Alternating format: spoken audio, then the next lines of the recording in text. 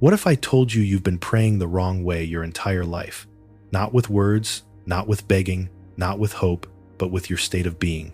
Science shows your thoughts send signals, but your emotions broadcast the frequency that reality mirrors back. Neville Goddard called it the wish fulfilled. Dr. Joe Dispenza calls it coherence. The truth.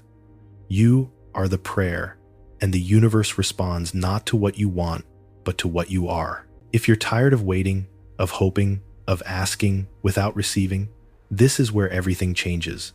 The field of infinite potential and your role in shaping it. Imagine standing before an invisible ocean, vast, endless, and vibrating with possibilities. Every drop of this ocean carries the blueprint of countless realities. Health, sickness, wealth, poverty, love, loneliness, joy, despair, all of them float as potentials in this unseen field waiting. The most astonishing truth is this: the field does not choose for you. It listens, it waits for instruction, and the instruction it obeys is not your words but your state of being.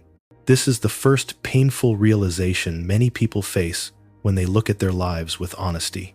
If reality mirrors the state within, then every recurring struggle is not random punishment, not fate, not cruelty from the universe. It is an echo of an inner frequency. That can be difficult to accept. You may look at years of hardship, rejection, financial struggle, or illness and think, "Do you mean I created this?" The ego resists such responsibility because it is easier to believe life happens to us. But the deeper truth is liberating. If your inner state has shaped your past, then shifting your inner state can reshape your future. Quantum physics points to this same mystery. At the smallest scales, particles exist not as fixed objects, but as probabilities. A particle might be here, or there, or both until it is observed. Only when attention falls upon it does it collapse into a definite form. This phenomenon, known as the observer effect, is not just an abstract laboratory finding. It is the silent architecture of your daily existence. Every moment, you are observing, choosing, and collapsing reality, whether consciously or unconsciously. This field of potential is pliable. It does not resist, it does not argue, it does not moralize. It reflects. If you carry a vibration of fear, insecurity, or lack, the field mirrors that back in circumstances, events, and people who confirm those emotions. If you carry gratitude, confidence, and love, the same field bends in your favor, delivering synchronicities, opportunities, and outcomes that appear almost miraculous. It is precise, like a cosmic algorithm, reading the signal you broadcast and responding with mathematical accuracy. And here lies the human dilemma most people broadcast unconsciously. They rehearse past wounds, replay failures, imagine worst-case scenarios, and dwell in the emotions of scarcity or fear. Without realizing it, they are collapsing the same unwanted outcomes again and again. Life becomes a loop, not because destiny is fixed, but because the observer within has never changed its state of observation. Let us be very clear, this is not about blame. It is about awakening to power. The truth that you are not a victim of life, but a participant in its creation can be terrifying at first. It means the excuses fade, the comfort of blaming others disappears. But beyond the discomfort lies empowerment. If you can collapse unwanted realities by default, you can just as easily collapse desired realities by design. This is where spiritual teachers like Neville Goddard step in with timeless wisdom. Neville taught that the world is yourself pushed out. That statement is radical. It means that the circumstances you encounter are not random, but reflections of your persistent assumptions. If you assume you are unloved, life confirms it. If you assume you are abundant, life reflects it. The mirror never argues, it only obeys. Dr. Joe Dispenza reinforces this truth from a scientific angle.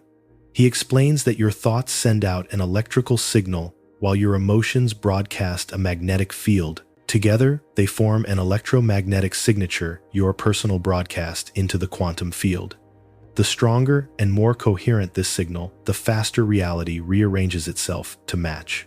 Incoherent signals, fear mixed with hope, doubt tangled with desire, create scrambled, inconsistent results.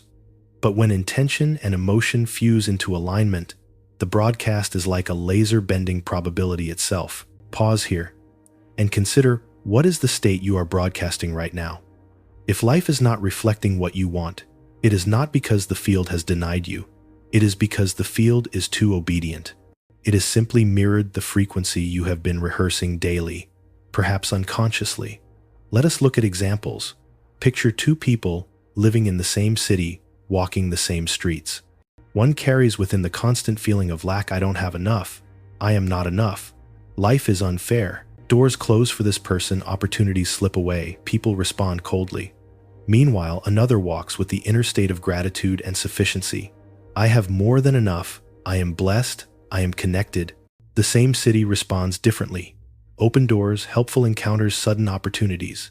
The environment is identical. The realities are not. The deciding factor is state. Now, why does this matter to you? Because if you feel trapped in repeating cycles, financial struggle, loneliness, poor health, it is not evidence of permanent limitation. It is evidence of a state maintained too long. You have been unconsciously collapsing the same slice of potential over and over, but the field of infinite potential remains untouched, waiting for a new signal. There are versions of you already healthy, already abundant, already deeply loved existing right now as probabilities. They are not fantasies. They are real, waiting to be observed into form. This is why the ancients spoke of faith as the substance of things hoped for. Faith is not wishful thinking. It is the assumption of a new state before evidence. Faith means collapsing a different potential into being by daring to embody it inwardly, even while outer conditions scream otherwise. The pain you feel, the frustration, the longing, the despair, is not proof you are doomed. It is a signal that you are living out of alignment with your true potential. The gap between your current state and your desired reality is the invitation. The field is waiting. Reality is listening. The only question is, will you continue to broadcast unconsciously collapsing by default, or will you choose to broadcast deliberately collapsing by design? The field is infinite. Your role is central, and every moment of awareness, every choice of focus, every cultivated emotion is another act of creation. The ocean is before you. Which wave will you dare to collapse into form, collapsing reality consciously versus unconsciously? Every day, whether you realize it or not, you are collapsing reality into form. You are not a passive passenger drifting through a predetermined script. You are the observer, and the act of observation shapes what solidifies around you. But here is the crucial distinction: most people collapse reality unconsciously. They allow old wounds, ingrained beliefs, and recycled emotions to run on autopilot, projecting the same limited outcomes into their lives again and again. Conscious collapse, by contrast, is when you step into awareness, take back the reins, and deliberately choose which wave of possibility you bring into form. This is the difference between living life by default and living it by design. Think for a moment about your typical day. You wake up, and before your feet even touch the floor, the mind begins its loop. I'm tired. I have so much to do. Nothing ever changes. These thoughts are not neutral. They carry an emotional signature: fatigue, stress, resignation. Those emotions broadcast into the quantum field. As you get dressed, as you commute, as you speak with colleagues or family, that state reverberates outward, drawing experiences that confirm the inner broadcast. Doors close. Frustrations multiply. The loop continues, and by bedtime you collapse yet another version of reality that mirrors the same inner state. This unconscious collapse is not malicious, it is mechanical. The field does not punish you, it obeys. It does not ask whether the signal you send serves your highest joy. It simply reflects the dominant frequency you broadcast. In this way, your life becomes a mirror of what you repeatedly assume, whether consciously chosen or unconsciously inherited. But when you awaken to this truth, a new possibility emerges: the possibility of collapsing reality deliberately. Conscious collapse begins with awareness. It is the moment you catch yourself mid-thought and ask, do I really want to energize this outcome? It is the moment you feel fear rising, and instead of feeding it, You breathe shift and choose gratitude. It is the practice of becoming deliberate with what you observe inwardly, knowing it will soon crystallize outwardly. Neville Goddard said, "Feeling is the secret." He did not mean fleeting moods. He meant the sustained inner assumption, the emotional baseline you carry day after day. This is the lens through which you collapse the infinite into the finite. If that lens is clouded by fear, you collapse fearful outcomes. If it is polished by joy, you collapse joyful ones. Feeling is not a side effect. It is the instrument. Dr. Joe Dispenza offers the scientific echo of this teaching. He explains that most people live in a past-based state. Their brains and bodies are addicted to familiar emotions, stress, worry, anger. These emotions are rehearsed so often that they become the default signal, firing the same neural patterns and broadcasting the same incoherent electromagnetic field. The result: the future looks exactly like the past because the observer never changes its state. Conscious collapse, however, interrupts this cycle. By deliberately generating elevated emotions, gratitude, love, joy, you send a coherent, powerful signal into the field, aligning yourself with outcomes beyond your past. But let us acknowledge the pain here. Many people attempt this shift and fail, not because the principle is false, but because their unconscious programming is strong. Imagine someone who has lived for years in scarcity. Their body is habituated to fear every time a bill arrives. Their mind is wired to expect disappointment. When they try to think positively, it feels hollow, even false. Why? Because the emotional body is still broadcasting lack. Conscious collapse requires more than mental affirmations. It demands the alignment of thought and feeling.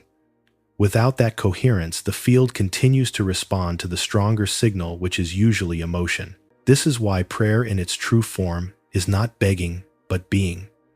When you pray consciously, you enter into the feeling of the wish fulfilled. You imagine the end as if it is already real. You generate gratitude ahead of evidence. In doing so, you send a new broadcast into the field, one strong enough to override the unconscious patterns of the past. Over time, the repetition of this conscious collapse rewires the brain, recalibrates the body, and reshapes the outcomes that life mirrors back. Consider a real-world example. A woman diagnosed with a serious illness spent months rehearsing fear and despair. Her unconscious collapse was predictable: more symptoms, more struggle, more decline. But when she began to spend each day feeling gratitude for moments of laughter, love, and beauty, something changed. Though her body was still in pain, her energy began broadcasting coherence. Slowly, her biology followed suit. Against all odds, her health improved. Doctors called it a miracle. In truth, it was conscious collapse. Or think of a man who had failed repeatedly in business. Each new venture carried the residue of his past disappointments. He would enter with hidden fear: this will fail too. And sure enough, the field mirrored his assumption. When he finally grasped the principle of conscious collapse, he shifted his state deliberately. Each morning he rehearsed the feeling of success, not as a fantasy but as a present reality. Within months, opportunities aligned.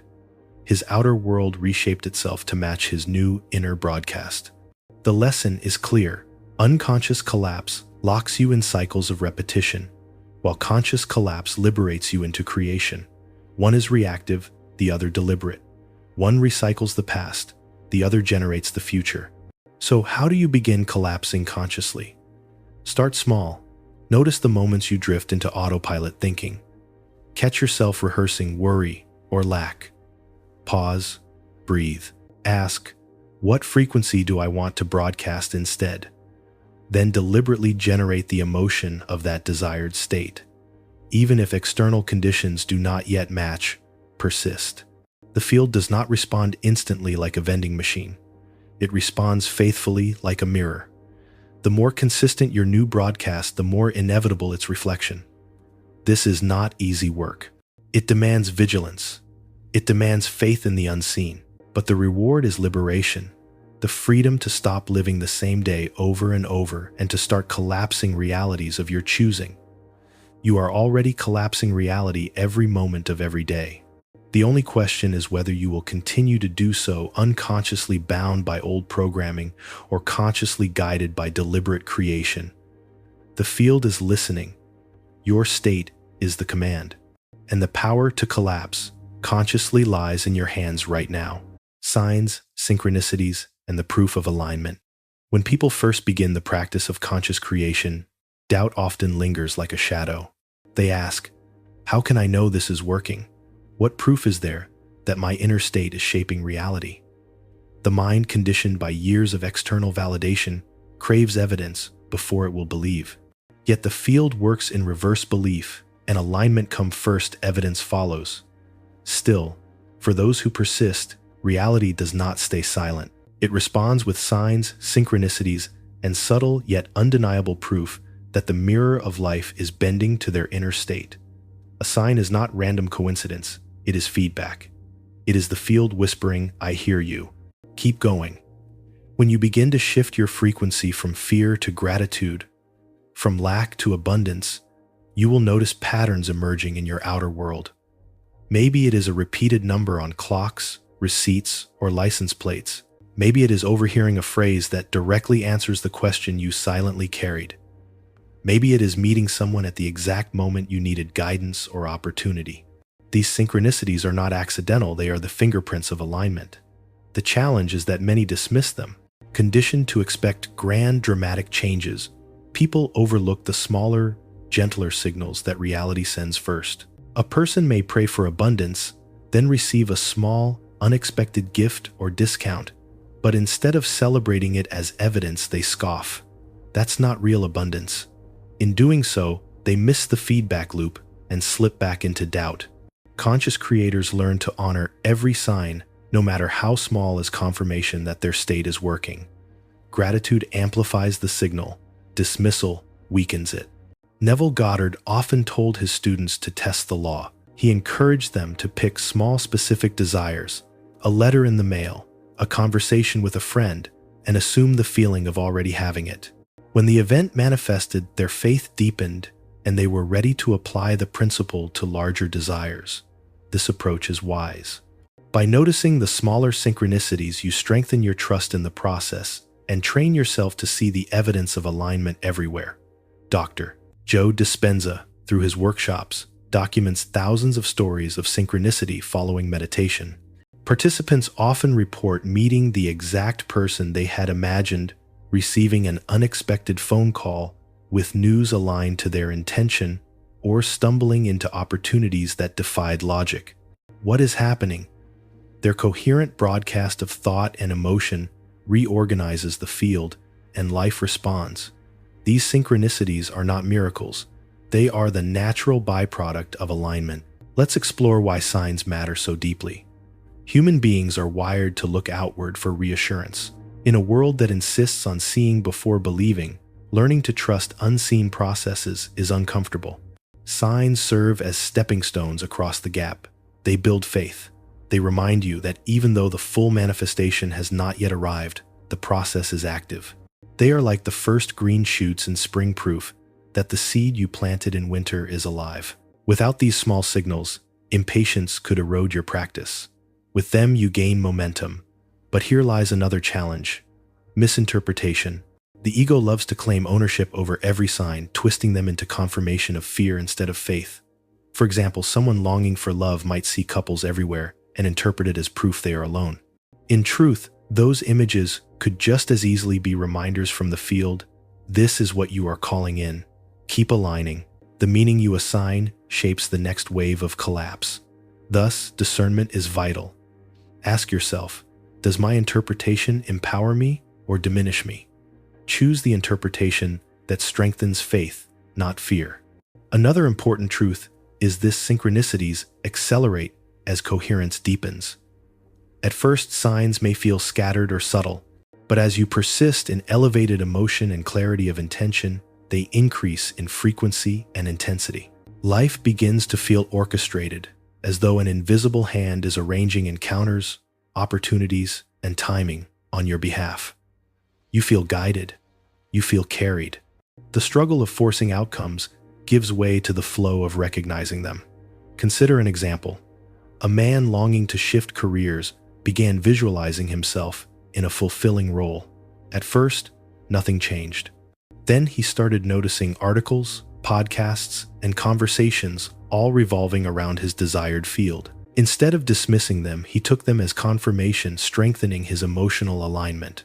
Weeks later, a chance meeting at a cafe led to a job offer almost identical to the role he had rehearsed. From the outside, it looked like luck. From within, he knew it was the proof of alignment. Or, imagine a woman practicing gratitude for abundance. She begins seeing money metaphors everywhere, movies about wealth, songs about prosperity, random coins on the sidewalk. Though small, she celebrates them as evidence. Soon, unexpected income opportunities appear, a refund, a bonus, a client referral. The sequence grows stronger, reinforcing her inner state until the full manifestation becomes undeniable. The pain for many is that they give up too soon. They see the early signs, but instead of honoring them, they doubt. It's just coincidence. It's not enough. Their dismissal collapses the wave of potential back into non-existence, and they declare, "See, it doesn't work." In truth, it was working, but their impatience severed the process. The field was listening. The signs were clear. But alignment requires trust, and trust requires persistence. So how can you use signs and synchronicities effectively? First, pay attention. Slow down. Look for the unusual patterns, the moments that feel too precise to be random. Second, celebrate them. Even the smallest evidence deserves gratitude. Each celebration magnifies your broadcast of fulfillment. Third, record them. Keep a journal of synchronicities. Over time, you will see a pattern so strong it will dissolve your doubt. Signs and synchronicities are not the end goal, they are the compass. They are the universe's way of saying, stay the course. You are aligned. The true manifestation is still unfolding, but the path is illuminated by these markers. When you learn to read them, trust them, and act upon them, you move with life rather than against it. Reality is not a silent, indifferent void. It is an interactive field, alive and responsive. Every sign is proof that your inner world is echoing into the outer. The question is not whether signs are there. The question is whether you are willing to see them, honor them, and let them build the faith required for full manifestation. The field is whispering. Will you listen? Consciousness projects identity, not perception. One of the most radical truths hidden in both mystical teachings and modern science is this: you do not see the world as it is. You see the world as you are. Reality does not imprint itself upon your mind like ink on a blank page. Instead, your consciousness projects outward, shaping perception and selecting which slice of infinite possibility becomes visible. Identity is not just something you carry. It is the lens that determines the very reality you encounter. Most people believe perception is passive. They assume their senses deliver accurate information about an external fixed world. But perception is not neutral. It is filtered through belief, memory, expectation, and emotional state. Two people can stand in the same room, experience the same event, and walk away with completely different interpretations. Why? Because their identities, shaped by past experiences and inner assumptions, act as projectors. The outer scene is less like a photograph and more like a mirror reflecting the inner film being played. Consider this painful but revealing truth: if you have carried the identity of failure, the world will continuously present evidence to confirm it.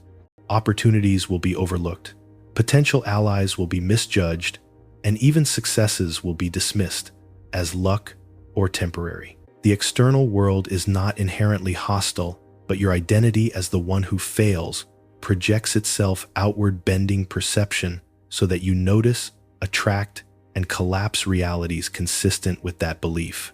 Neville Goddard expressed this simply: man moves in a world that is nothing more or less than his consciousness objectified. What you assume yourself to be, worthy or unworthy, loved or unloved, abundant or impoverished, becomes the identity you broadcast, and the field mirrors it back with precision. The identity you embody becomes the script life must follow. Dr. Joe Dispenza's research offers the scientific framework behind this teaching. He explains that the brain is a prediction machine, constantly filtering sensory input to match what it already expects. When you carry a fixed identity, say I am poor, your brain literally edits out information that contradicts it. You might walk past opportunities, dismiss ideas, or misinterpret signals, simply because your identity has trained your perception to ignore them. Consciousness projects identity, and identity organizes perception. The consequences of unconscious identity are staggering. A person who has been abandoned may unconsciously assume I am unlovable. That identity projects outward, coloring every interaction. Compliments are dismissed. Acts of kindness are questioned. Partners are mistrusted. Eventually, relationships crumble, not because love is absent, but because the identity of unlovable filters in reality to confirm itself. The field is obedient. It mirrors what you are, not what you say you want. But here lies the liberation. If identity projects perception, then changing identity changes reality. You are not condemned to carry the old labels, the scars of childhood, the failures of the past. Identity is not fixed. It is chosen. The self you assume inwardly becomes the broadcast, and the broadcast becomes the reality. Let us return to Neville's teaching on assumption. He urged his students to assume the identity of the wish fulfilled, not to wait until evidence appeared, but to inwardly declare, I am already the person I desire to be. This shift is not about delusion, it is about selection. Out of infinite potential identities, you choose one and embody it, and the field ever obedient reflects it. Imagine a man who has lived in poverty his entire life. His identity is the one who never has enough. This identity projects itself onto every bill, every job application, every interaction. But the moment he dares to assume a new identity, I am abundant, I am worthy of wealth, he begins to project differently. He sees opportunities he once overlooked. He carries himself with a quiet confidence that attracts respect. Slowly, the mirror changes. The external world, though seemingly fixed, rearranges to reflect his new identity. Dr. Dispenza's experiments revealed this shift in measurable ways. When people meditate on a new identity and generate elevated emotions aligned with it, their brain waves, heart rhythms, and electromagnetic fields change. Their biology begins broadcasting the frequency of the new self even before the external evidence appears. The field does not wait. It responds to the identity being projected in the now. The pain many feel is that they try to change their circumstances without changing their identity. They want wealth while still carrying the identity of lack. They want love while still carrying the identity of rejection. They want health while still carrying the identity of sickness. The result is frustration because the field mirrors the deeper state, not the surface desire. Circumstances cannot permanently change until identity changes first. Signs of misaligned identity are everywhere. If you feel like an imposter in your success, it is because the identity of failure is still projecting. If you sabotage relationships, it is because the identity of unworthiness is still in charge. If money arrives and quickly slips away, it is because the identity of scarcity is still broadcasting. To shift outcomes, you must shift who you assume yourself to be. So, how do you change identity? First, awareness. Notice the silent I am statements you live by. I am unlucky. I am always tired. I am not good enough. These are not casual thoughts. They are commands to the field. Second, revision. Replace them deliberately with the identity you desire. I am abundant. I am loved. I am powerful. Speak them, feel them, live them inwardly until they begin to feel natural. Third, consistency. The old identity will fight for survival, whispering doubt, persist anyway. The mirror cannot resist a consistent broadcast. Examples abound. A woman who once declared herself always unlucky in love began assuming daily, I am cherished, I am chosen. Within months, relationships shifted. People treated her with respect and care she had never known. Nothing mystical happened. She changed her identity and perception followed. A man once crippled by self-doubt began affirming, I am a leader, I am confident. Though shaky at first, he persisted. Soon others began to see him as a leader, responding to the identity he projected. Identity is not decoration, it is destiny. Consciousness does not passively receive reality, it casts it. You are not waiting for the world to tell you who you are. You are telling the world who to be by the identity you project. The choice then is urgent. Will you continue projecting the old identity shaped by fear, failure, and limitation? Or will you dare to assume a new identity and let the mirror of life bend to it? Consciousness is first cause. Identity is its instrument, and reality is its obedient reflection. At the deepest level, creation is not about what you think or what you feel separately. It is about the union of the two. Your mind generates thoughts, intentions, and images of possibility. Your heart generates emotions, magnetism, and energy in motion. Alone, each has power, but together, when mind and heart come into coherence, they form a broadcast signal so strong, so clear, that reality cannot help but respond. This is the essence of head-heart coherence, the alignment of thought and feeling into one unified state of being. Most people live fragmented. The head says one thing, the heart feels another. The mind affirms I am successful, while the body trembles with fear of failure. The lips declare I am loved, while the chest aches with loneliness. This internal division sends a scattered, incoherent signal into the field. Like a radio station out of tune, the broadcast is weak, chaotic, and unstable. The field responds faithfully, mirroring back a reality of mixed results, partial successes, and frustrating contradictions. Neville Goddard called this contradiction double-mindedness. He warned that a divided self cannot manifest clearly.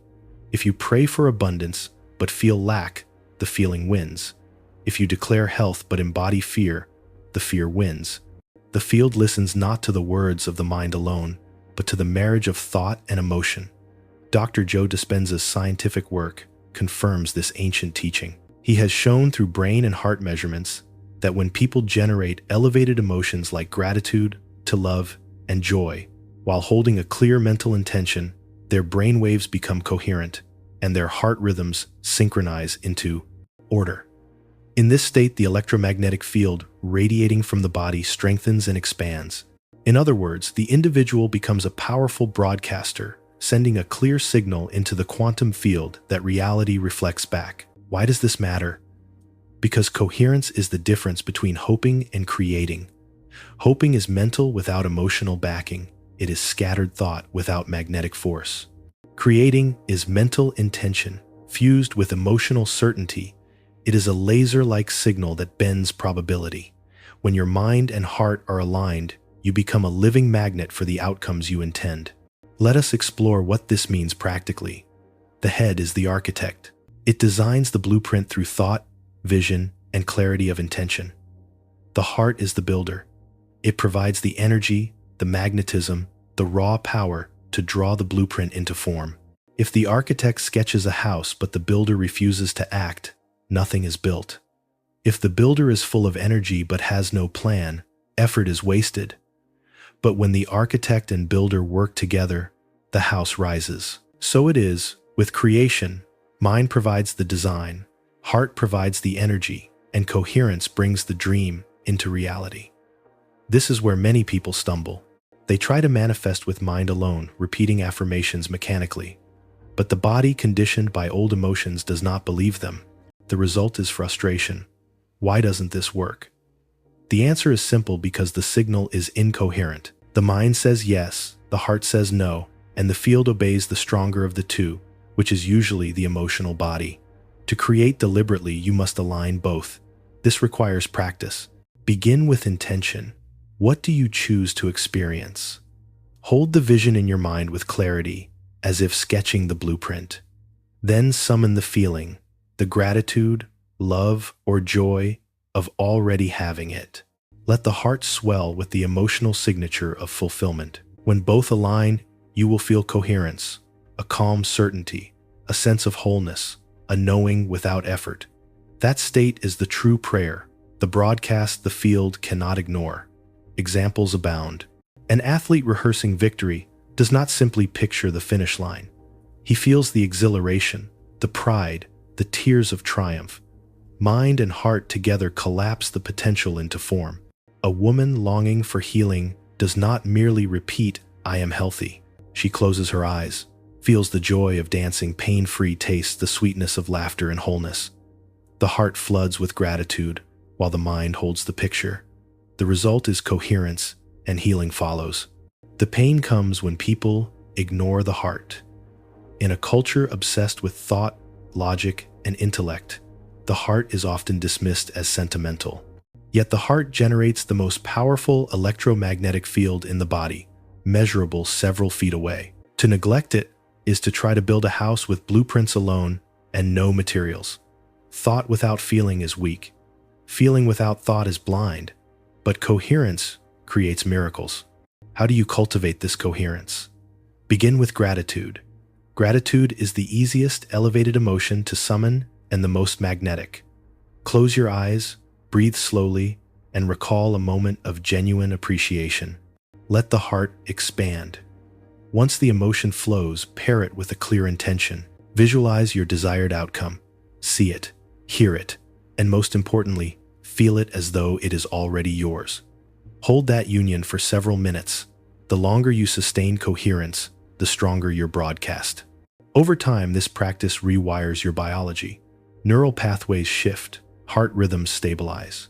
The body begins to live in the future reality as if it were present. And because the quantum field responds not to time but to frequency, the reality you are broadcasting draws itself into your experience.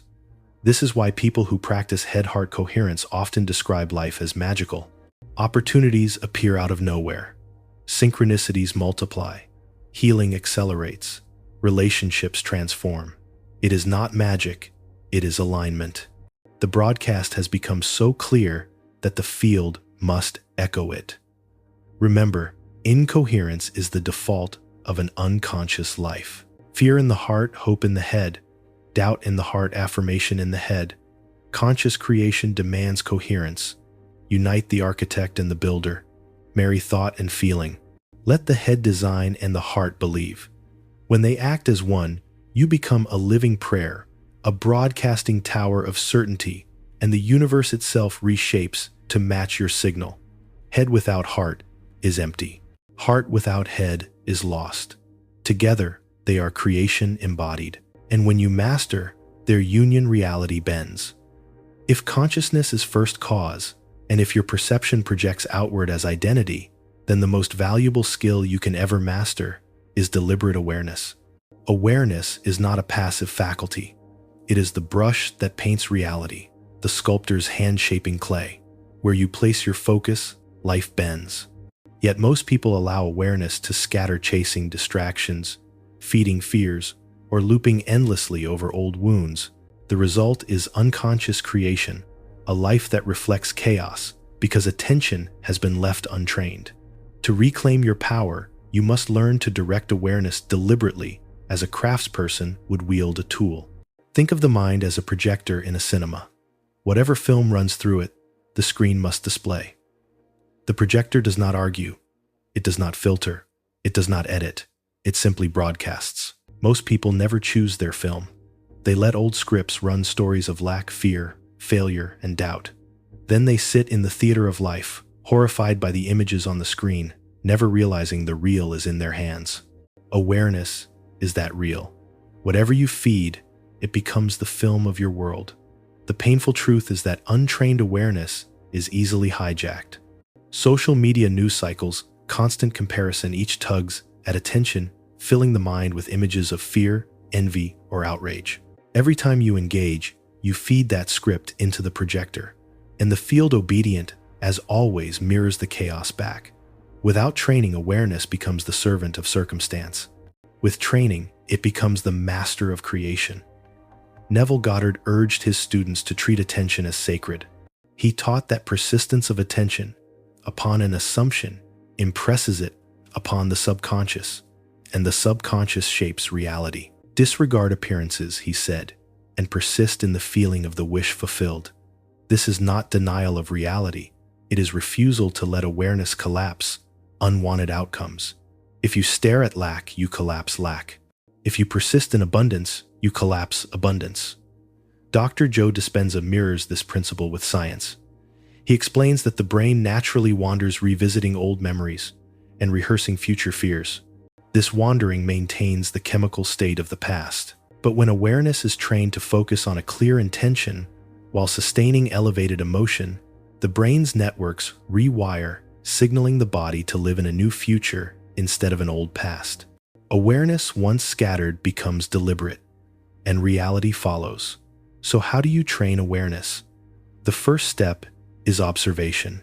Most people do not even notice where their attention goes.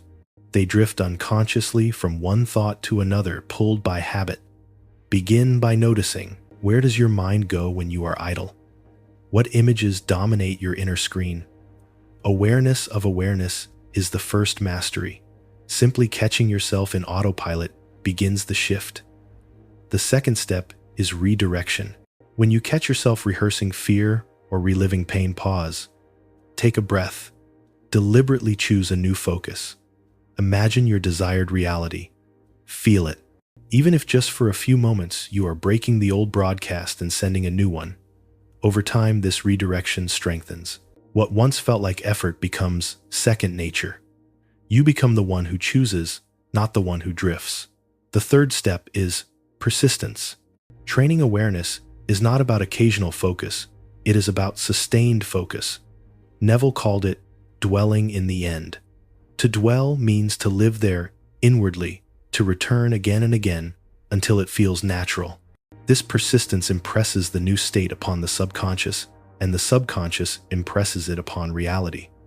Let's look at examples. Imagine a man seeking financial freedom. His untrained awareness keeps circling bills, debts, and worries. Every glance at his bank account reinforces scarcity.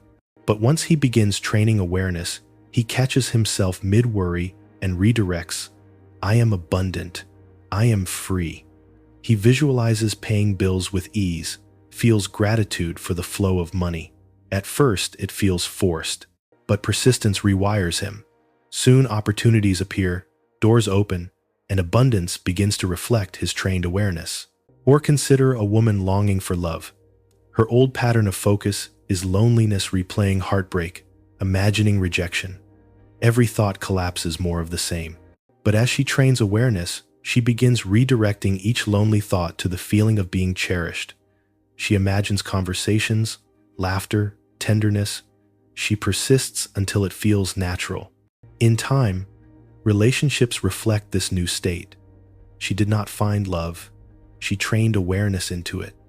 The pain for many is impatience. They redirect for a day, then scan the outer world for evidence. When none appears immediately, they collapse back into doubt. This is like planting a seed and digging it up each morning to check for growth. Awareness training requires faith. You must persist in the unseen until the seen catches up. Reality has momentum. It takes time to rearrange. But rearrange it must, because the field cannot resist a consistent broadcast. Practical tools can help. Meditation strengthens awareness by training the mind to return again and again to a single focus, whether breath, image, or intention. Journaling anchors awareness by putting thoughts into deliberate words. Visualization fuses awareness with feeling, impressing new states more deeply. Gratitude practices redirect awareness from what is missing to what is present, shifting the baseline frequency. Each tool is a rehearsal of deliberate awareness, building the muscle of creation. The ultimate mastery is to live every day as a deliberate observer, to ask continually, what am I broadcasting right now? What film is playing through my projector? Then to choose consciously, not reactively. Over time, this vigilance transforms you from victim of circumstance to author of reality. Untrained awareness collapses chaos by default. Trained awareness collapses miracles by design. The choice is yours. Will you allow distraction, fear, and memory to dictate your broadcast? Or will you wield awareness, deliberately choosing the images, the feelings, and the states you wish to see reflected? Life does not respond to what you want occasionally. It responds to what you dwell on persistently. Train awareness, and you train reality itself. At the heart of Neville Goddard's teachings lies a principle so simple, yet so radical. It overturns the way most people understand prayer, desire, and creation, the art of assuming the feeling of the wish fulfilled. To the untrained mind, this sounds almost impossible. How can you feel as if something is already true when the evidence around you screams the opposite? Yet this paradox contains the secret of transformation. Reality does not respond to words, effort, or desperate pleas. It responds to the identity you embody and the emotions you sustain. And nothing aligns you with a desired outcome more powerfully than living inwardly as though it is already yours. Most people approach life from the standpoint of lack. They want because they do not have. They ask because they feel deprived. They hope because they believe they are incomplete. Every prayer uttered in this state carries within it the vibration of separation. I don't have this yet. It is far from me. I am waiting. The field, obedient and precise, mirrors that state of waiting, keeping the desire forever just out of reach. Neville shattered this illusion by teaching that prayer is not asking, it is assuming. It is the inward shift into being the one who already, has already, is already, lives the desired reality. This principle is more than positive thinking. Positive thinking attempts to overlay affirmations on top of feelings of doubt. But the subconscious does not respond to words, it responds to feelings.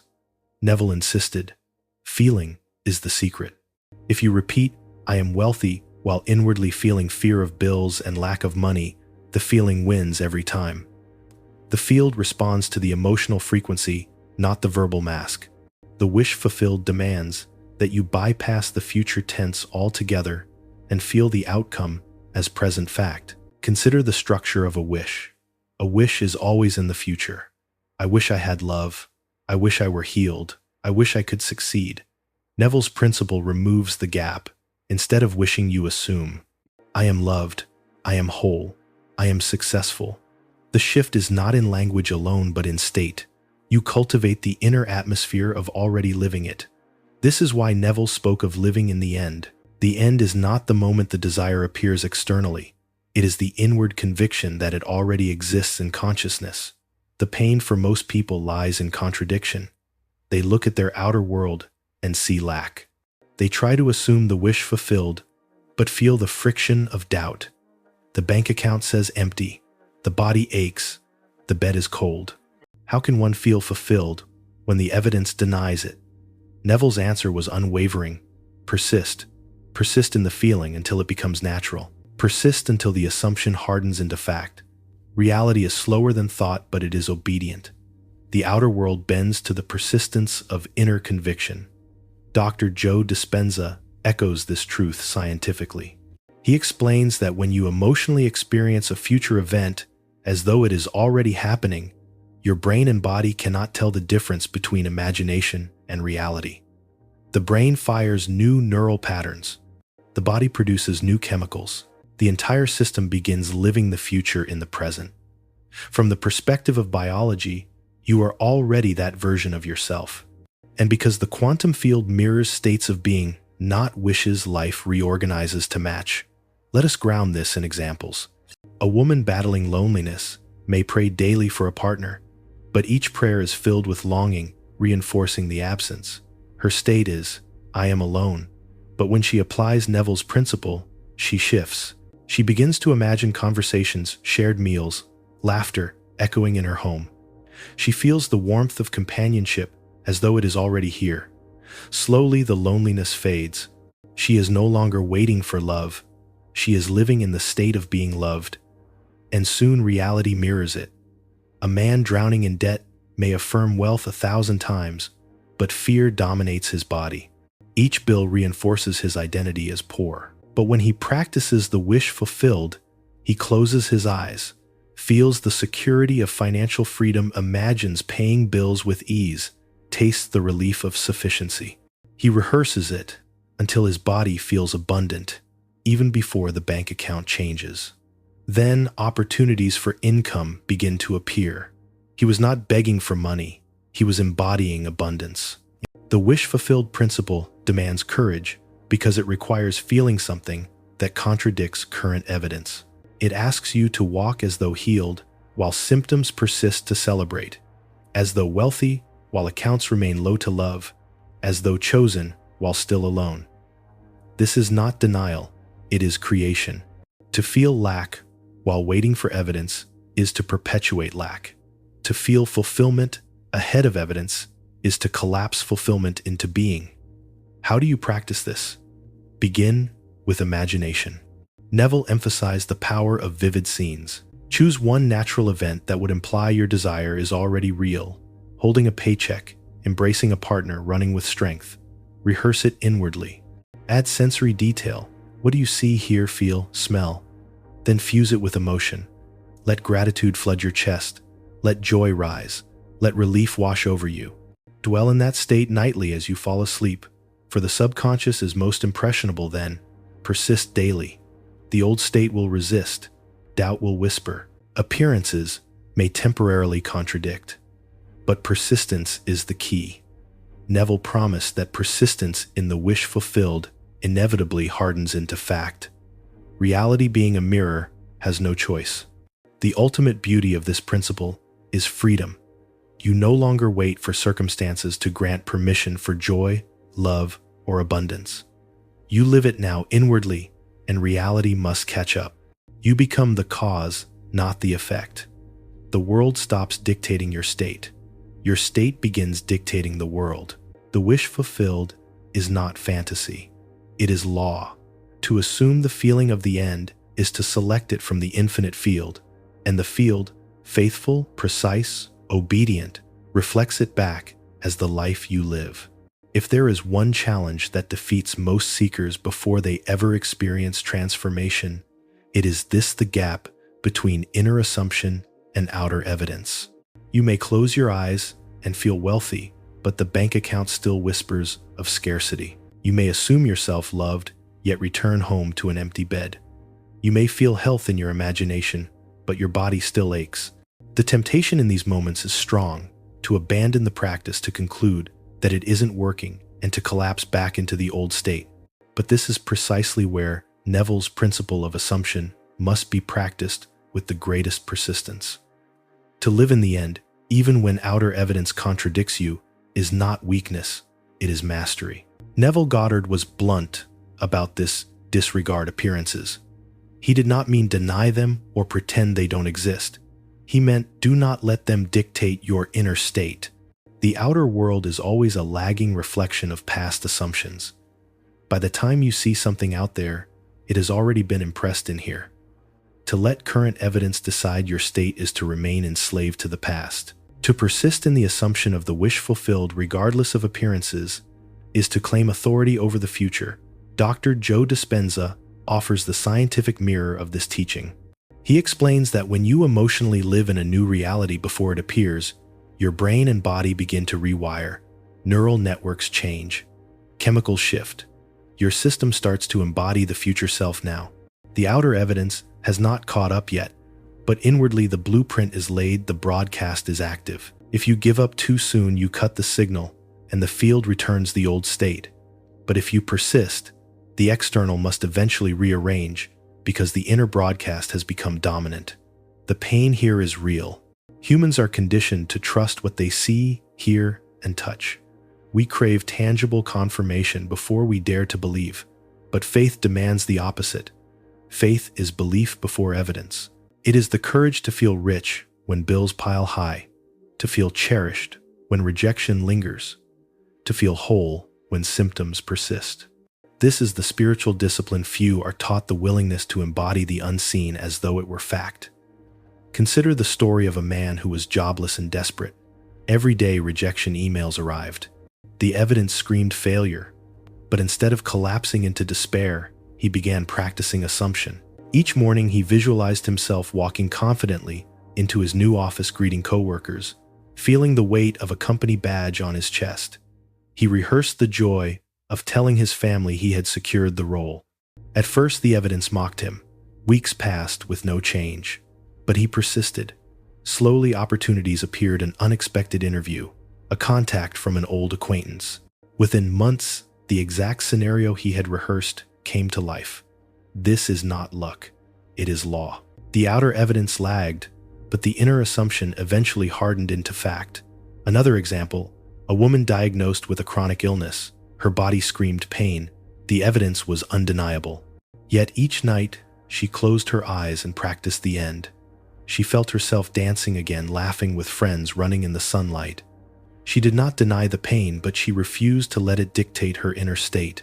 Months later, to the astonishment of her doctors, her symptoms began to fade. Science may call it remission. She knew it was alignment. The key lies in understanding that appearances are temporary. They are the residue of old states, echoes of former broadcasts. To collapse them into permanence by giving them your belief is to trap yourself. But to look at them and still persist in your desired state is to transcend them. Reality is a mirror, but like all mirrors, there is a delay between your movement and the reflection. Patience bridges the gap. How do you practice this persistence when doubt screams? First, remind yourself daily that the outer world is a shadow, not the source. The source is your inner state. If the shadow displeases you, change the state, not the mirror. Second, cultivate gratitude for the unseen. Instead of waiting for evidence to feel thankful, generate the emotion now. Gratitude is proof to the field that you already own the state. Third, use small wins as anchors. Notice synchronicities, subtle shifts, and celebrate them. Each one is evidence that the new broadcast is active. The hardest part is emotional consistency. You may feel abundance during meditation, but if you spend the rest of the day obsessing over bills, the broadcast is canceled out. The field responds to your dominant state, not your fleeting moments. This is why Neville urged his students to fall asleep each night in the assumption of the wish fulfilled. Sleep impresses the subconscious, and the subconscious carries the signal unbroken. Persistence is the art of holding your inner ground while the outer world catches up. It is resisting the urge to measure progress by appearances. It is living as though it is already yours, even when logic and evidence argue otherwise. And it is in this tension, the gap between desire and manifestation, that faith is forged. Do not be discouraged by delay. Delay is not denial. Delay is the time it takes for the field to reorganize, for circumstances to align, for your identity to solidify.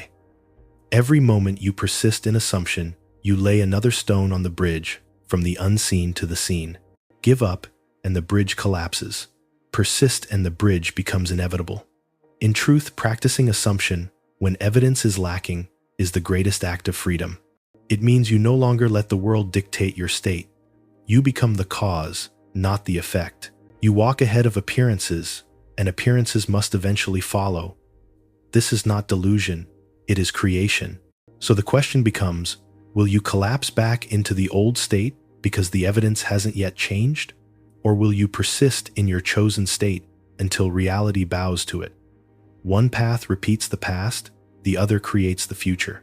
The choice is always yours. Gratitude and joy are not emotions you wait to feel after life improves. They are the proof that your prayer is already answered. In Neville Goddard's teaching, to pray is not to beg but to assume, and the surest sign that you have assumed is the presence of gratitude and joy within you, regardless of outer circumstances. Gratitude is not a reaction, it is a declaration. Joy is not the result of evidence, it is the evidence itself. When you can feel thankful before the gift arrives, when you can feel joy before the miracle manifests, you are living the fulfilled state, and the field must mirror it back. Most people reverse the order. They say, I'll be grateful when I receive the job, when I meet the partner, when the healing comes. But this postpones the frequency of fulfillment into the future, keeping it always out of reach. The universe does not respond to when, it responds to now. Gratitude and joy are the emotional frequencies of fulfillment. When you feel them in advance, you prove to the field that you already own the state. And because the field is obedient, reality must conform to it. Neville insisted that feeling is the secret. He explained that if you want to know whether you are truly assuming the wish fulfilled, examine your emotions. Do you feel relief, thanksgiving, and joy, as though the desire is already done? If so, your prayer is alive. If instead you feel anxious, doubtful, or desperate, you are still in the state of separation, and life must reflect that. Gratitude and joy are the compass guiding you into alignment with your answered prayer. Dr. Joe Dispenza's research offers scientific support. He has shown that when individuals generate emotions of gratitude and joy, their bodies respond as if the desired future is already real. The brain begins firing in new patterns. The heart generates a coherent electromagnetic field. The immune system strengthens. The body does not wait for outer evidence, it shifts into the reality the emotion declares. Gratitude and joy are not just feelings. They are biological proofs of alignment. But let us acknowledge the pain. When life looks bleak, when bills pile up, when loneliness echoes in your heart, gratitude can feel impossible. Joy feels like a cruel joke. The mind insists, how can I be grateful for what I don't have? How can I feel joy while suffering? Here is the paradox. Gratitude and joy are not about what you see, they are about what you choose to embody. To feel gratitude only when circumstances change is to remain a slave to appearances. To generate gratitude in spite of appearances is to become the cause of change. Consider a woman struggling financially. Every day she opened her mailbox with dread, expecting another bill. Fear was her constant companion, but she decided to test Neville's law. Each morning, she chose one small thing to feel grateful for: a warm cup of tea, the roof over her head, the smile of a stranger. As she practiced, gratitude became her dominant state. Soon, opportunities for income began to appear: extra work, unexpected refunds, new clients. She had not begged the universe for money. She had shifted her frequency through gratitude, and abundance followed. Or, consider a man with chronic pain. His body screamed discomfort. Joy felt like a distant memory. Yet he began each evening by closing his eyes and reliving moments of laughter and freedom from his past. He let his body bathe in the feeling of joy as though it were present now. Over time, his nervous system rewired. The pain lessened. His health improved. The healing did not come because he begged, it came because he embodied the joy of wholeness before evidence appeared. This is why gratitude and joy are such powerful proofs. They collapse the gap between desire and fulfillment. When you feel thankful, you signal to the field, it is already mine. When you feel joy, you vibrate the frequency of already living the outcome. And because the field mirrors frequency, the reality must match. How do you cultivate these emotions when they feel unnatural? Start small. Gratitude does not require dramatic events. Begin with the present breath, the warmth of sunlight, the taste of water. Let gratitude grow from the simple into the profound. For joy, recall past moments of laughter, music, or connection. Let memory ignite emotion, then sustain it. Over time, gratitude and joy become habits, emotional baselines that anchor you in the fulfilled state. Neville urged his students to assume thanksgiving. This means not waiting for blessings, but embodying the feeling of being blessed now. Thanksgiving is not tied to evidence. It is the seed that creates evidence. Dr. Dispenza reinforces this by teaching that gratitude is the ultimate state of receivership. When you are grateful before something arrives, you open the energetic door for it to enter. The mistake most make is postponement. They wait to feel, they wait to celebrate, they wait to believe. But waiting is separation, and separation delays. To collapse time, you must embody now. Gratitude today, joy today, regardless of appearances, that is the proof of answered prayer. Signs will follow. Synchronicities will multiply. Opportunities will appear. But the true miracle is internal. The moment you shift into gratitude and joy, you are already living the answered prayer. The outer reflection is inevitable. So ask yourself, what is one desire you carry today? Instead of pleading for it, can you give thanks as though it is already done? Can you feel the joy of living in it now, even for a few minutes? Each moment of gratitude is another thread woven into the fabric of fulfillment.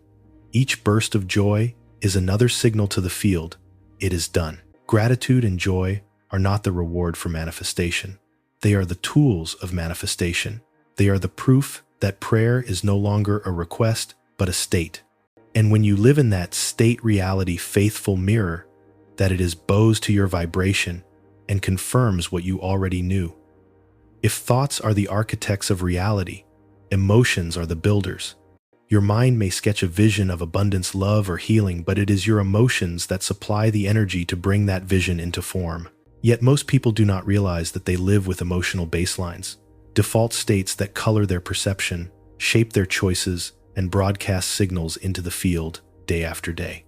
These baselines, often formed in childhood or hardened by repeated experiences, become the background frequency of life.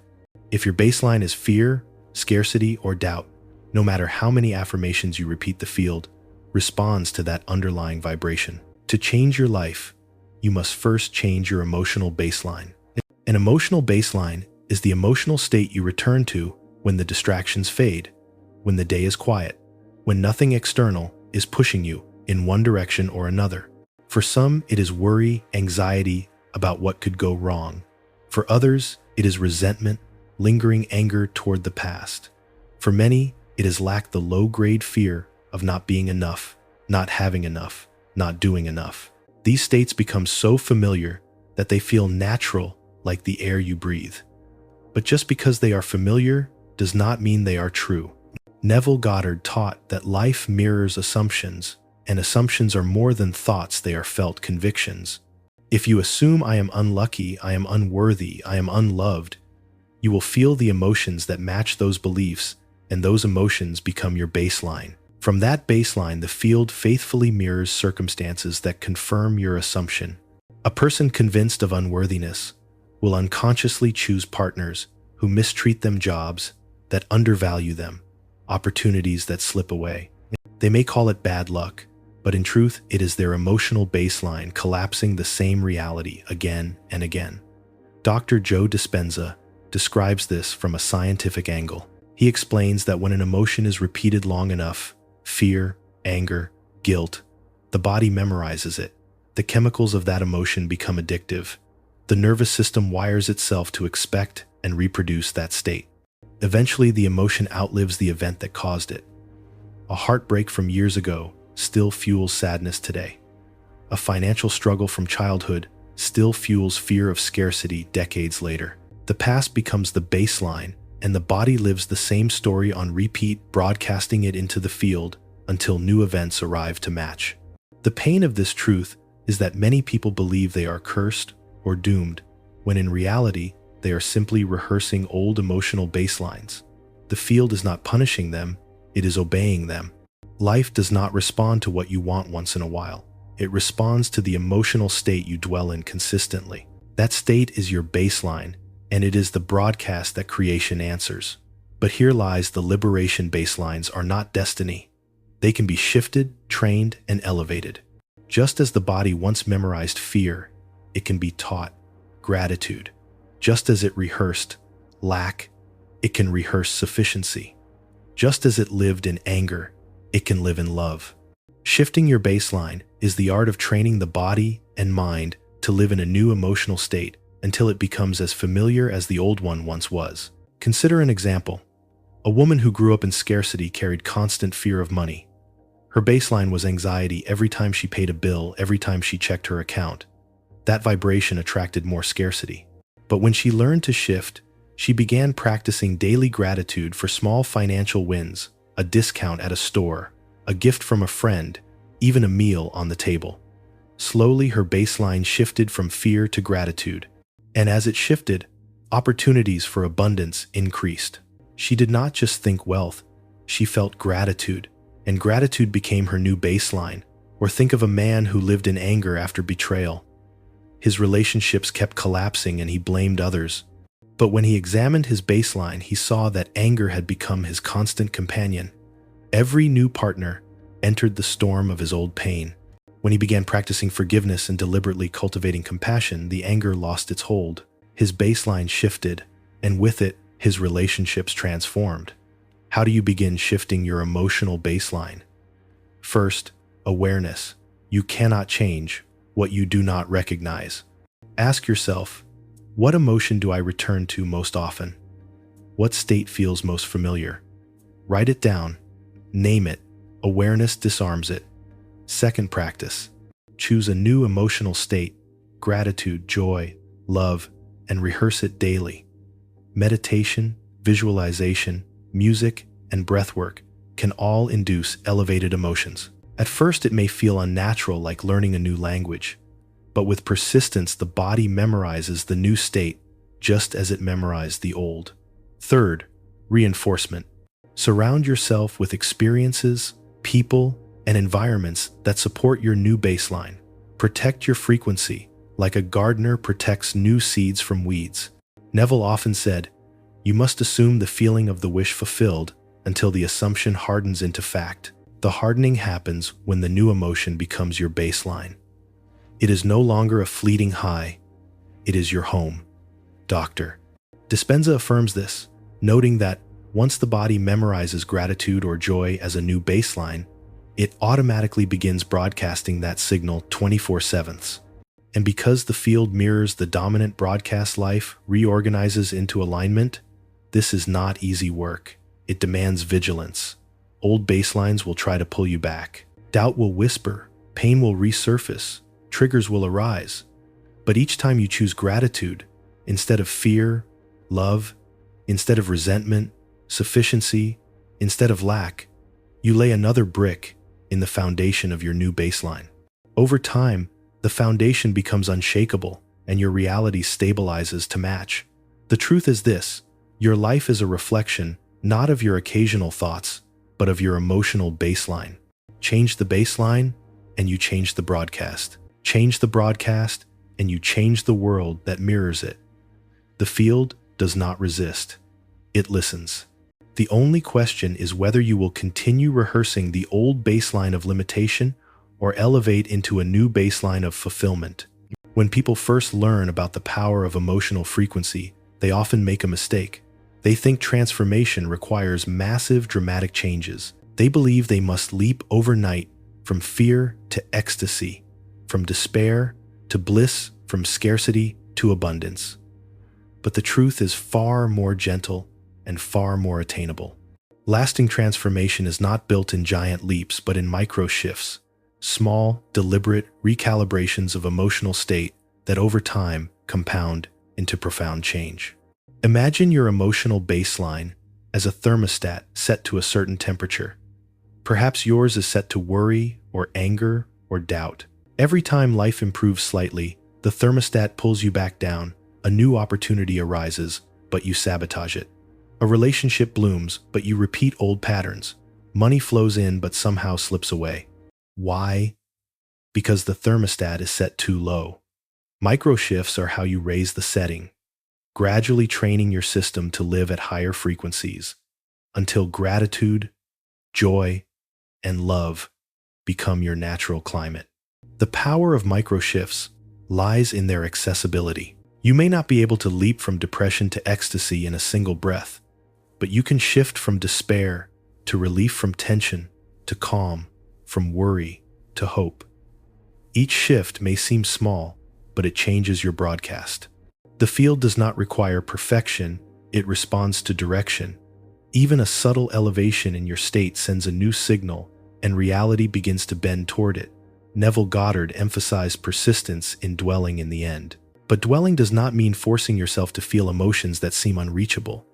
It means returning again and again to the feeling of fulfillment in whatever way is available to you. If joy feels distant, begin with gratitude for the smallest things: the breath in your lungs, the warmth of sunlight, the sound of laughter remembered. These tiny choices accumulate. Gratitude for a moment becomes gratitude for a day, and gratitude for a day becomes a new baseline. Dr. Joe Dispenza echoes this truth scientifically. He explains that every time you generate an elevated emotion, even briefly, you fire and wire new neural patterns. The body begins to memorize the new state. With repetition, the new pattern becomes easier, more natural, until it overtakes the old. The nervous system, once addicted to stress, becomes addicted to peace. The body, once rehearsing fear, becomes fluent in gratitude. Each micro-shift rewires biology, and biology rewires destiny. Let us look at practical applications. Suppose you are overwhelmed by fear about the future. A massive leap into joy may feel impossible, but a micro-shift could be as simple as taking 3 deep breaths, feeling your heart slow, and saying, "In this moment, I am safe." That small act lifts your frequency. Or imagine you are trapped in resentment towards someone who hurt you. Forgiving them completely may feel out of reach, but a micro shift could be wishing them one small good thing even silently. That act cracks open the door to compassion. These micro shifts are powerful because they bypass resistance. The ego panics at massive leaps, insisting, "This isn't real, you're lying to yourself." But it cannot argue with a small step. Gratitude for one breath is believable. Relief for one moment is possible. Calm for 5 minutes is achievable. Each micro shift proves to the subconscious that change is real, and as proof accumulates, resistance weakens, allowing bigger shifts to follow. Consider the story of a woman battling financial despair. She could not leap into the feeling of wealth, it felt false. But she could practice daily gratitude for the food on her table. She could celebrate small discounts at the store. She could feel relief each time she paid even a small bill. Those micro shifts lifted her from despair to hope, from hope to gratitude, from gratitude to sufficiency. Within a year, her financial reality transformed. The world did not change first. Her frequency changed first through micro shifts. Or imagine a man haunted by heartbreak. The leap into joy felt impossible. But he began practicing one small act each day, recalling one moment of love he had once experienced. He allowed gratitude for that memory to soften his heart. Over time, the gratitude opened space for forgiveness, then hope, then joy. Slowly, new relationships entered his life, not because he forced joy, but because micro shifts elevated his state step by step. The secret of micro shifts is consistency. One breath of gratitude will not change your life, but one breath repeated daily becomes a practice. A practice sustained rewires the body, and a rewired body sustains a new baseline effortlessly. The shift may feel invisible at first, but like water carving stone, persistence creates transformation. So how do you incorporate micro shifts into your daily life? Begin with awareness. Notice your emotional state throughout the day. Ask, what am I broadcasting right now? If the state is fear, worry, or lack, do not condemn yourself. Shift yourself. Choose one small act that elevates the state slightly. Breathe deeply. Recall a happy memory. Focus on one thing you can be grateful for. Then repeat often. Each repetition reinforces the new broadcast. Over time, these micro shifts accumulate into a profound shift in identity. You no longer rehearse the past, you embody the future. You no longer collapse realities of fear, you collapse realities of love. And the field, faithful and obedient, mirrors the new broadcast with synchronicities, opportunities, and manifestations that match. The beauty of this path is that it is accessible to anyone. You do not need to climb a mountain, meditate for hours, or leap instantly into ecstasy. You need only choose in this moment to shift slightly higher, and then again and again. Eventually, the small steps become a new way of being. Remember, the field responds not to occasional spikes, but to consistent signals. Micro shifts create consistency. Consistency creates momentum. Momentum creates transformation. And transformation creates a new life. Emotions are not random, they are the codes that program reality. Just as a radio signal determines what station you hear, your emotional state determines what version of reality you tune into. Every area of life, relationships, health, and money is shaped by the frequency you broadcast. Aligning your emotions in these domains is not optional, it is essential. You cannot hold an emotional baseline of fear and expect love to flourish. You cannot live in anxiety and expect health to stabilize. You cannot broadcast scarcity and expect abundance to arrive. To master creation, you must align your emotional frequency with the outcomes you desire. Let us begin with relationships. Many people long for love but unconsciously carry the emotional frequency of rejection, abandonment, or unworthiness. They may affirm, "I am loved," but their emotional baseline whispers, "I am not enough." And the field responds to the whisper, not the words.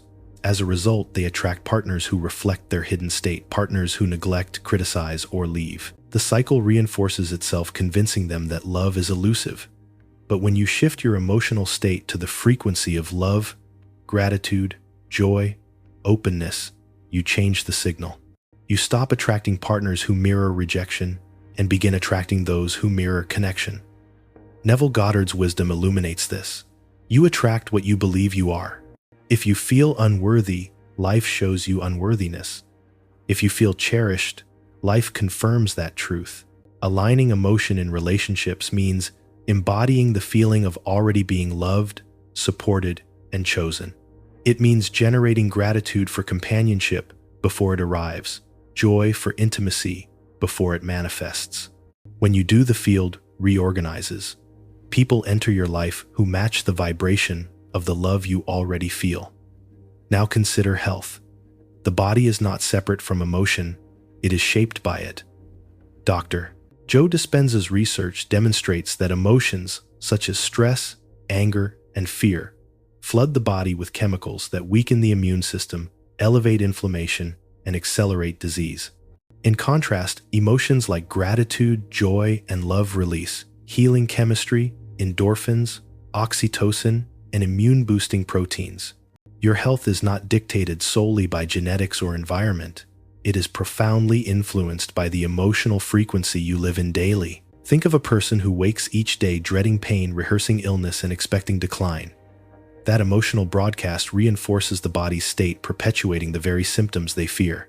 But imagine instead choosing gratitude for the body's strengths, joy for moments of relief, of love for life itself.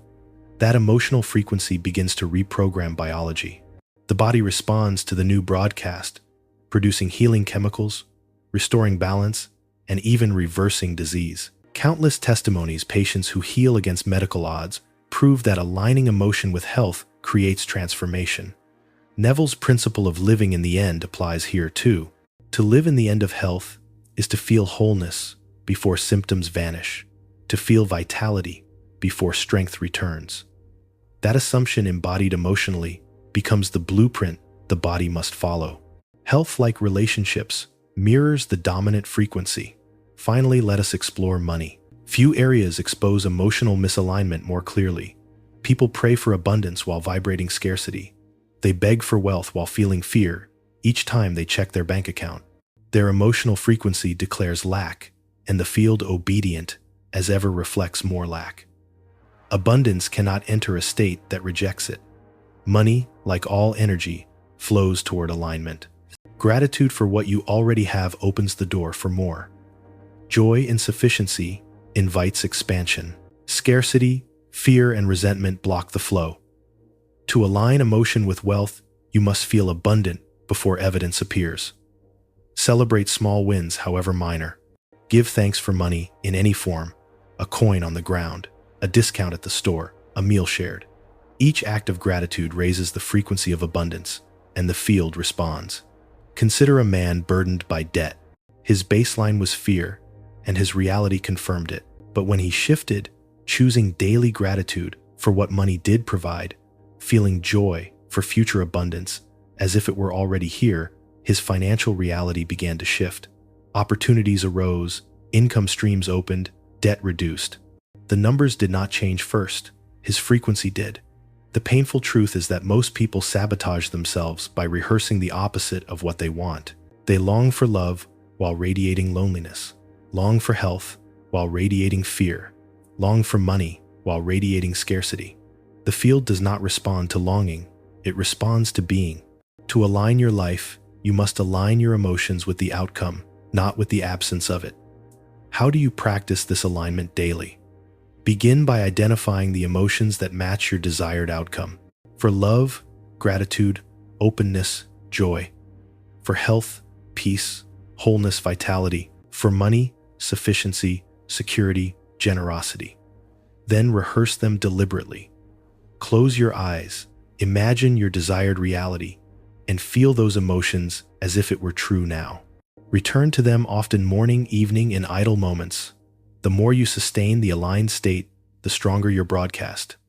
Neville taught that your assumption hardens into fact. Dr. Dispenza proves that biology rewires to match emotion. Together, their wisdom reveals this: aligning emotion with your desires is not wishful thinking. It is the very mechanism of creation. Relationships, health, and money are not random. They are mirrors of your frequency. If you do not like the reflection, do not smash the mirror, change the broadcast. Align your emotions with love, with wholeness, with abundance, and the outer world must confirm it. Your life is not waiting for external permission to change. It is waiting for internal alignment. The question is not whether you want love, health, or abundance. The question is, will you dare to feel them now? For the moment you do, you step into alignment, and alignment is the birthplace of miracles. Every person dreams. The human mind is a theater, constantly producing images of what might be, what could be, what we wish were true. Yet most people remain trapped in passive daydreaming, wandering thoughts that generate fleeting pleasure, but no lasting transformation. They imagine winning the lottery, meeting the perfect partner, being healed instantly, but these daydreams dissolve as quickly as they come, leaving the dreamer unchanged. Why? Because passive daydreaming lacks structure, intention, and emotional depth. It is mental entertainment, not creation. Mental rehearsal, by contrast, is deliberate, disciplined, and powerful. It is the practice of consciously designing scenes of your desired future and embodying them so fully with sensory detail, clarity, and emotion that your mind and body believe them to be real. The difference is profound. Daydreaming is escape. Mental rehearsal is embodiment.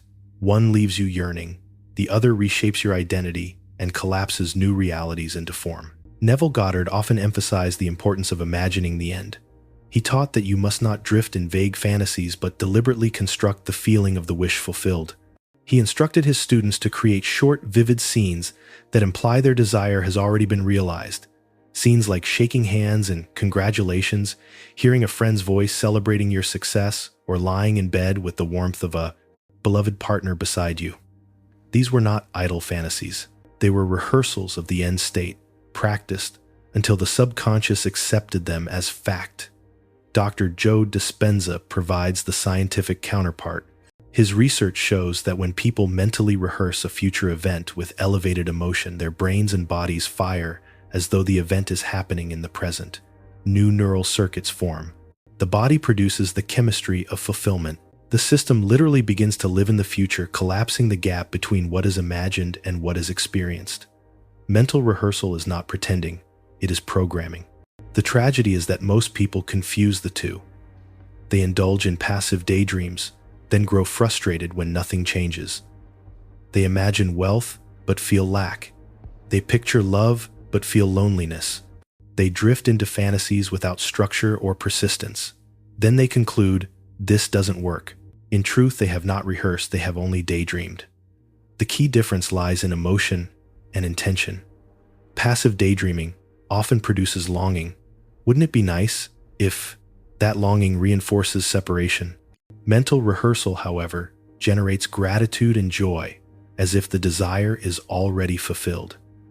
It collapses separation by embodying the end. Daydreaming ends with someday maybe. Rehearsal ends with it is done. Consider the example of an athlete. He does not daydream about winning gold while lounging on the couch. He rehearses mentally with precision, feeling the weight of the medal, hearing the national anthem, seeing the scoreboard, sensing the surge of pride in his chest. This mental rehearsal conditions his body and mind to perform as if it has already succeeded.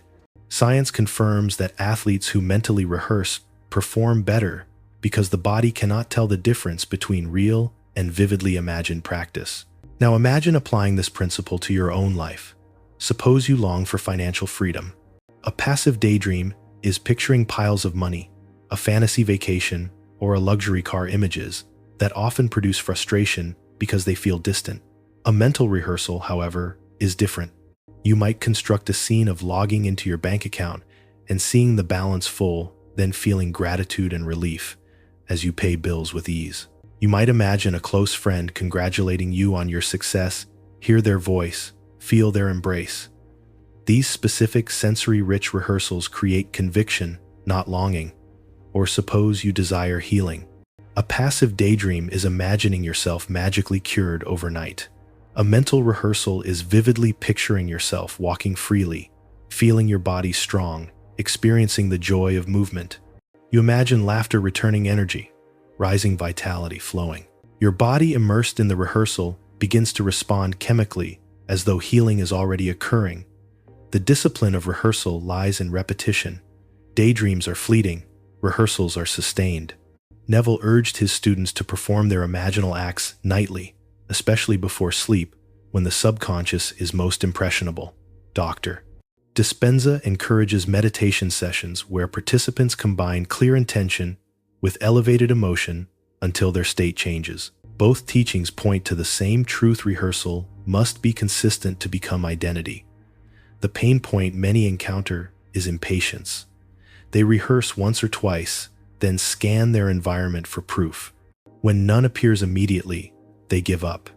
This is like a pianist practicing for 2 days and expecting to play a concerto flawlessly. Mental rehearsal is not about instant results. It is about reshaping your subconscious until the new state becomes natural. When the state becomes natural, the outer world follows. To practice effectively, follow 3 steps. First, clarity. Choose a specific scene that implies your wish is fulfilled. Keep it short, repeatable, and sensory-rich. Second, emotion. Do not rehearse mechanically. Feel gratitude, joy, and relief, as though it is happening now. The emotion is the fuel. Third, persistence. Rehearse daily, especially before sleep. Each repetition ingrains the new state deeper until it becomes your emotional baseline. Passive daydreaming offers escape but leaves you unchanged. Mental rehearsal offers creation and leaves you transformed. The difference is everything. The dreamer waits.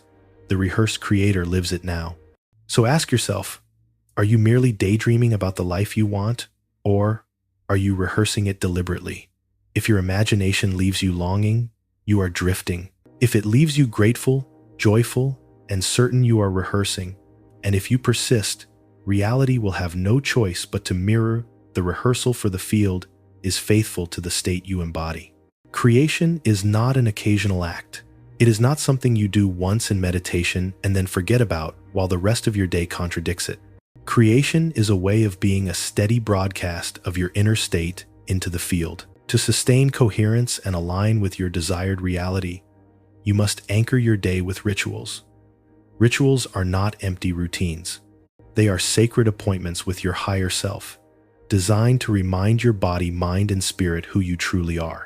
3 rituals in particular create a foundation for lasting transformation: morning identity, walking prayer, and evening surrender. Morning identity, choosing who you are before the world chooses for you. Most people wake up and immediately collapse into the old self. They reach for their phone, check messages, scroll through news or social media, and unconsciously allow external information to dictate their emotional state. Before breakfast, they are already stressed, anxious, or reactive. The past has pulled them back into its gravitational field, and their day becomes a replay of yesterday. But when you begin your morning by consciously choosing your identity, you set the tone for the entire day. This is what Neville Goddard meant by living in the end. Each morning you assume the identity of the wish fulfilled. If you desire abundance, you begin your day feeling wealthy, grateful, and secure. If you desire love, you begin by embodying the emotions of being cherished, connected, and joyful. If you desire healing, you begin by feeling vitality, strength, and wholeness. This is not pretending, it is broadcasting. Dr. Joe Dispenza explains that when you mentally and emotionally rehearse your future self in the morning, your brain and body begin to fire as if you are already that person. You are programming your nervous system to live in the future now. By practicing morning identity, you prevent the past from taking over. You tell the field who you are instead of waiting for circumstances to tell you. Walking prayer, bringing the state into motion prayer, is not confined to stillness or closed eyes. True prayer is the state you embody as you move through life. A walking prayer is the practice of carrying your elevated emotions into your daily actions. Instead of separating spiritual practice from real life, you merge them. Each step becomes a declaration. Each breath becomes a broadcast. Imagine walking through your neighborhood not with a head full of worries, but with a heart full of gratitude. As you move, you silently affirm, I am abundant, I am loved, I am whole. You let the rhythm of your steps anchor the state of being. The world begins to look different. People smile, more synchronicities appear, opportunities cross your path. Why? Because you are broadcasting a coherent signal in motion, and the field responds. Neville often spoke of prayer as feeling. A walking prayer embodies that principle. It is not about words, but about carrying the inner conviction of fulfillment wherever you go. Dr. Dispenza notes that this kind of embodiment turns elevated emotions into traits rather than temporary states. Gratitude stops being something you feel only in meditation. It becomes the way you walk, breathe, and live. Evening surrender, letting the subconscious work while you sleep. Sleep is not an interruption of creation. It is one of its most powerful tools.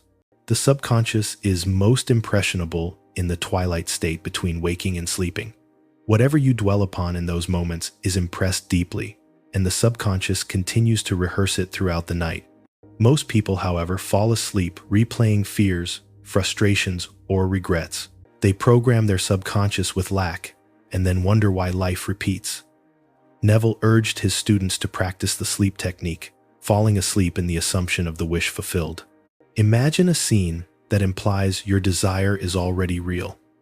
Feel it vividly.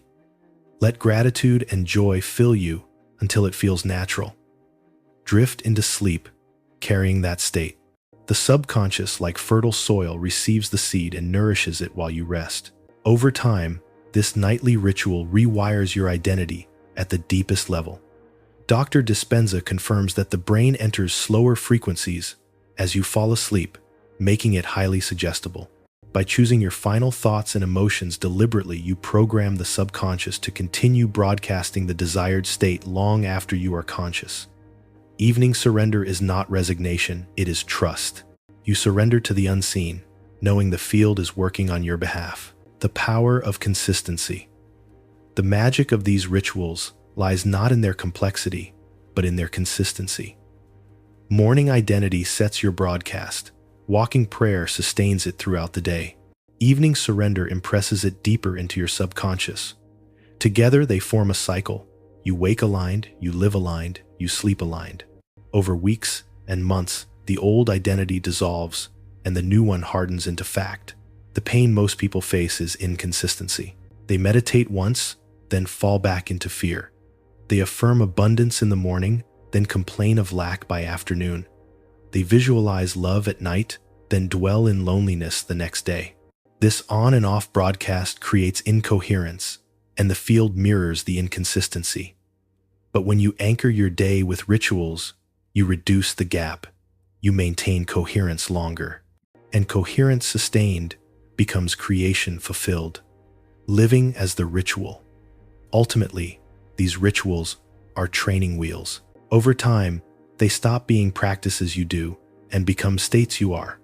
Morning identity evolves into natural self-concept.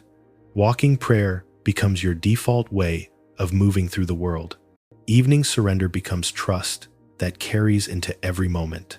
The rituals dissolve, and what remains is a life lived in perpetual prayer, a continuous broadcast of the wish fulfilled. The field is always listening. The question is, what signal are you sending when you wake, when you walk, and when you sleep? By anchoring your day with deliberate rituals, you ensure that your broadcast is coherent, elevated, and aligned with your desires. And when your broadcast is consistent, reality cannot resist. The ultimate goal of all practice, ritual, and rehearsal is to become the prayer itself. To live as the prayer is to embody your desires so completely that you no longer chase, beg, or wait. You simply are. This state is not about arrogance or delusion. It is about certainty. True prayer is not pleading with the universe to give you what you lack. It is living in the state of already having it, with such conviction that reality must eventually conform. To live as the prayer is to shift from asking, to being from hoping, to knowing from desperation, to embodiment. Most people live in the energy of desperation. They pray for love with a frequency of loneliness. They pray for health with a frequency of fear. They pray for abundance with a frequency of lack. The words may be sincere, but the vibration contradicts them. The field does not respond to language, it responds to state. Desperation broadcasts separation, and separation perpetuates delay. Neville Goddard insisted that prayer is assuming the feeling of the wish fulfilled. He explained that if you pray with longing, you are only affirming that the thing is not yet yours. Real prayer begins when longing ends and fulfillment is assumed. Prayer is the art of believing what is denied by the senses, he said. To live as the prayer is to believe before you see, to embody before you touch, to celebrate before you receive. Dr. Joe Dispenza frames this in scientific terms. He teaches that when you live as if your future is already real, your brain and body begin to rewire. Neural networks fire in new patterns. Hormones and chemicals shift. The body believes it is living in the future, and because the body cannot distinguish between real and imagined experiences, it begins to align with the new state. The more consistently you live in this way, the more powerful the broadcast you send into the quantum field. Eventually, the field must mirror it. But let us be honest, this is not easy. To live as the prayer requires faith in the unseen. It requires refusing to collapse back into desperation when outer evidence contradicts you. It demands persistence when doubt whispers and patience when nothing seems to change. The pain is real, but so is the power. Living as the prayer means you no longer depend on circumstances for your state. You create your state and allow circumstances to follow. Consider an example. A woman longing for marriage once prayed nightly for a partner, but her prayers were soaked in loneliness. Each word carried the energy of lack. When she discovered Neville's teaching, she shifted. She began to live as though she were already married. She wore gratitude like a wedding band. She walked through her days with the joy of being chosen. She no longer begged, she embodied. Months later, she met her partner. The marriage was not the answer to her prayer. Her embodiment had been the prayer all along. Or, imagine a man burdened by illness. He prayed desperately for healing, but each prayer reinforced the fear that he was broken. When he shifted into living as the prayer, everything changed. He began to walk even slowly with the joy of vitality. He spoke of his body with gratitude even as symptoms remained. He celebrated every small improvement as proof of wholeness already present. Eventually his health turned. The healing was not given to him. It was drawn to him by his embodiment. To live as the prayer is to release need. Need says, I don't have it yet. Certainty says, it is mine now. Need clings. Certainty releases. Need waits for proof. Certainty walks in faith. When you stop needing, you make space for having. When you stop grasping, you allow receiving. So how do you practice living as the prayer? First, examine your daily state. Are you walking in desperation or certainty? If you catch yourself longing, shift into gratitude, as though it is already done. Second, anchor yourself with rituals, morning identity, walking prayer, evening surrender. These practices are training wheels that stabilize certainty until it becomes natural. Third, celebrate evidence. When synchronicities appear, when small shifts happen, rejoice as though the full manifestation has already arrived. Each celebration reinforces certainty. Remember that living as the prayer does not mean ignoring life's challenges. It means facing them from the frequency of fulfillment instead of lack. Bills may arrive, symptoms may flare, delays may occur, but your state remains steady. It is done. This steadiness is the magnet. The more unwavering your certainty, the faster reality bends. Neville described this as persistence in assumption. Dr. Dispenza describes it as living as your future self now. Both point to the same truth. Creation happens when you embody the end. You stop trying to make something happen and instead live as though it already has. To live as the prayer is to become a walking broadcast of fulfillment. You are no longer begging the field, you are informing it. You are no longer hoping it is done. And because reality is a mirror, it cannot resist. It must eventually reflect what you are being. The question then is not whether your desires will manifest. The question is whether you will dare to live as if they already have. Will you continue to pray in desperation, affirming separation? Or will you embody fulfillment, radiating gratitude, joy, and certainty? The choice defines the outcome. When you live as the prayer, you stop chasing miracles. You become the miracle, and the world-faithful servant of your state rearranges itself to prove you right. Reality is not waiting to change, it is waiting for you to change. The field of infinite potential bends to your broadcast. Every thought, every emotion, every assumption is a command shaping the mirror of life. You are not powerless. You are not a victim of circumstance. You are the observer, the creator, the prayer made flesh. So stop asking, when will it happen? Stop waiting for signs that you are worthy. Begin now. Live as the one who already is. Assume the feeling of the wish fulfilled. Walk as love. Breathe as abundance. Rest as wholeness.